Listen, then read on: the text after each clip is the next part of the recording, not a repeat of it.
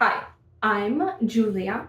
I got a perfect score on my GMAT Focus a few months ago, and I've been in the process of MBA application since then. I've recently finished my last MBA interview, and there were some things I wanted to share and some things that I would do differently.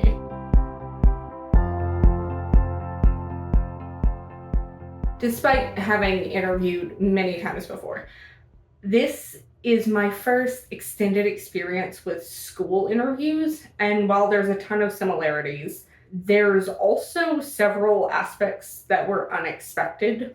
Each school will do interviews a little differently. There were a handful of things that I found would tend to fall on either side of a scale depending on the school.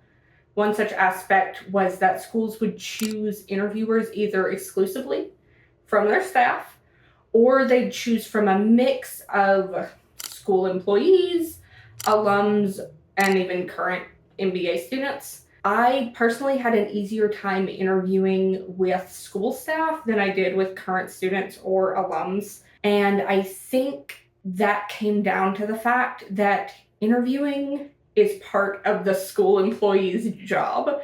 So they typically had a lot more experience doing it. I did enjoy a few lovely chats with students and recent graduates, but they felt a bit less strategic and efficient to me. And that could be a better fit for some people, but I really like more structure in this sort of thing so I can make sure I'm covering everything I wanted to cover. My preference in some cases was compounded by the second big interview aspect that schools tend to fall to one side or the other on. Non-blind versus semi-blind interviews. In a non-blind interview, the interviewer has access to your whole application, your essays, everything. In a semi-blind interview, they only have access to part of it, like just to your resume, for instance. I liked the non-blind interviews more because I put a lot of work into my essays and making them reflect my values, making them reflect my personality. And the interviewers who read them before they spoke to me seemed to be better primed to discuss my history, my values, my goals. I feel that saved time and allowed us to get deeper into things since we'd already gotten through the basics. On my semi-blind interviews, the questions were obviously, in my case, more resume focused. And I had to make time to reiterate pertinent points from my essays that aren't on my resume. If I did it again, here's the main thing I would do differently. I basically used my professional resume with a couple of tweaks. Because I'm in finance, it's mostly hard numbers like year-over-year trends, increases in revenue, savings I've achieved my employers, that sort of thing. Even my leadership skills are largely quantified because numbers are more universally understood than, my team really likes me or my retention is really high. In my experience, that's the sort of thing that employers care about. How can you make the money? How much money can you make them? How fast can you make it? If I'd had a better understanding of how different it would be in this case, I would have probably rewritten my entire resume to be far less quantitative, and I would have made a lot more room for my personal interests and hobbies and volunteer work, because I think that makes for more unique conversation than my corporate achievements. Also, some interviewers didn't know much about my industry, so my resume that I used to apply for jobs in my industry wasn't really written with that lack of familiarity in mind and was perhaps not as friendly to those people. If I was applying in the future, I try to make it easier for a potential layperson by softening up the language and generalizing more.